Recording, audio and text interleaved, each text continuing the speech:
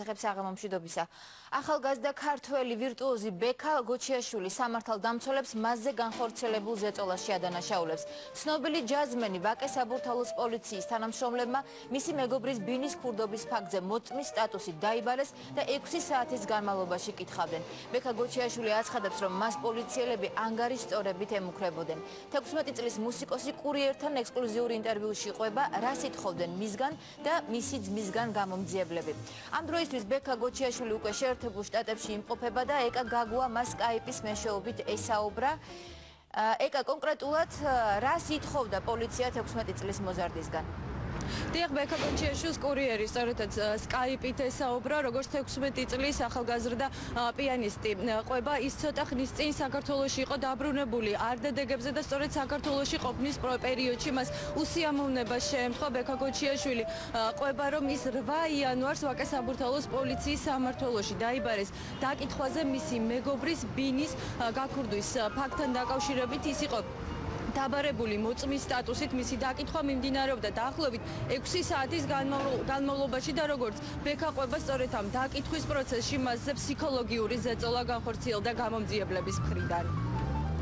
არაადეკვატური დაკითხვის მეთოდით ვიკითხებოდი 6 საათის განმავლობაში, იმიტომ რომ ეს იყო ძალიან ფსიქოლოგიური ზეწოლა მოახდინა. რთული იყო რა ჩემთვის, იმიტომ რომ არა მარტო ჩემთვის, ჩემი ძმისთვისაც, იმიტომ რომ რაღაც კანონის ფარგლებს გარეთ მოხდა იქ რაღაცები, იყო რაღაც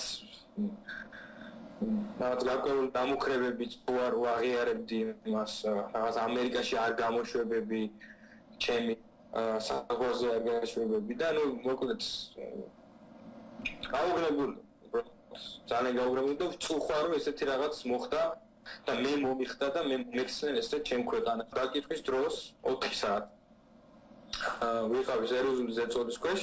იმისთვის რომ რაღაც საშინელება მეღიარებინა და თუ არ აღიარებდი იყო ამისთვის გარკვეული მუქარები. ჩემთვის ეს იყო ერთ ცხოვრებაში, ეს იყო ყველაზე ერთ-ერთი დიდი სიდე კივილი შეიძლება ითქვას. იმაზე აღარ ვფიქრობ, როგორ დაამტკიცე, იმიტომ რომ მაგას უკვე აზრი არ აქვს.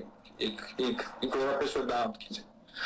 იქ ყველაფერს ცამდე მართალი რო იყო იქ ვერ დაამტკიცებ, იმიტომ რომ ყველანაირი ხერხი აქვს იმის რო ჩაგჭრა. მე ვთქვი რომ სიამოვნებით ვითანამშრომლებდი მათთან ამ საქმის გამოსაძლებლად, იმიტომ რომ მე მაინტერესებს ძალიან, იმიტომ რომ უფრო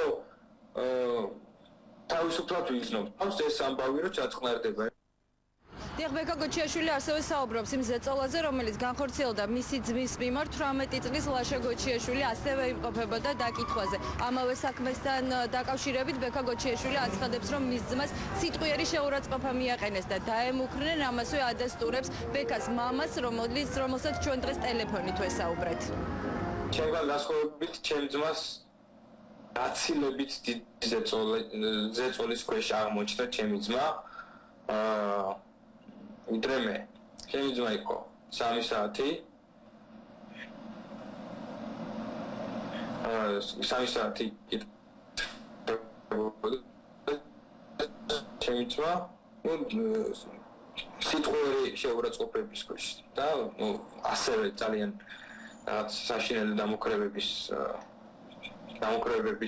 ქვეშ და რა თქმა უნდა ჩემზე დიდ სტრესში იყო ჩემი ძმა, იქიდან რომ გამოვიდა უბრალოდ ვერ ვიცანი, ვერ აზროვნებდი. დაჭერით და სხვა საშინელებებიც ეს ამაზე ხდავს შევიკავებ, მე არ მინდა გასცენა თქვა.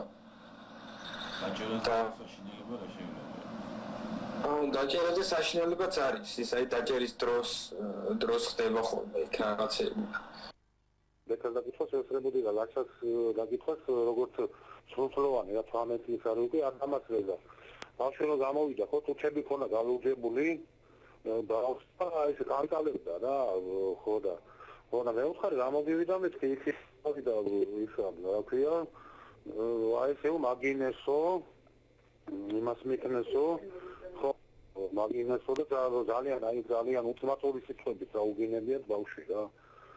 და რა ვიცი, აი ენა მეყლაპებოდაო რა, რა ვიცი, შეურაცხყოფისგან ძალიან ის იყო ბავშვი დათრუნული. თუთები ქონა გალურჯებული რა, ხო, აი ესე დაემუქნე ბავშვს, აი წელი დედის გინება ოჯახი და არ ვიცი, წელი ის არ ვიცი. არაფრის გულის უდანაშაულო ბავშვს რა, უდანაშაულო ბავშვს აი ესე მოიქნა. დიახ, მომხდართან დაკავშირებით ჩვენ ასევე განმარტება ვთხოვეთ საქართველოს შინაგან საქმეთა სამინისტროს ვაკე საბურთალოს პოლიციის სამმართველოში ადასტურებენ, რომ ძმები გოჩიაშვილები რეალურად იმყოფებოდნენ დაკითხვაზე, თუმცა მათზე განხორციელებულ რაიმე ზეწოლას კატეგორიულად გამორიცხავენ. აღნიშნულ ფაქტთან დაკავშირებით მოგახსენებთ, რომ აღნიშნული პიროვნება ეს ბექა გოჩიაშვილი დაბარებული იყო ქურდობის ფაქტთან დაკავშირებით მოწმის სახით თავის მშობელთან ერთად მიმდინარეობდა მისი დაკითხვა მისი მშობლის თანდასწრებით ვინაიდან არის არასრულწლოვანი არანაირ ზეწოლას და არანაირ მაგდაგვარ ფაქტებს ადგილი არ ქონიათ.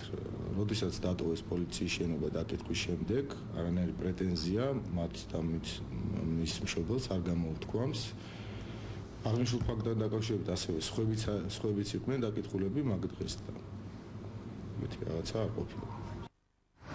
დაკითხვიდან 2 დღეში ბექა გოჩიაშვილი გაემგზავრა ამერიკაში, სადაც როგორც ცნობილი არის, ის უკვე 3 წელია სწავლობს ნიუ-იორკის ერთ-ერთ ყველაზე პრესტიჟულ მუსიკალურ სასწავლებელში. 16 წლის ბექა გოჩიაშვილს აქვს არაერთხელ მიღებული მონაწილეობა საკმაოდ სერიოზულ და მსოფლიოში ცნობილ ჯაზმენებთან ერთად კონცერტებში.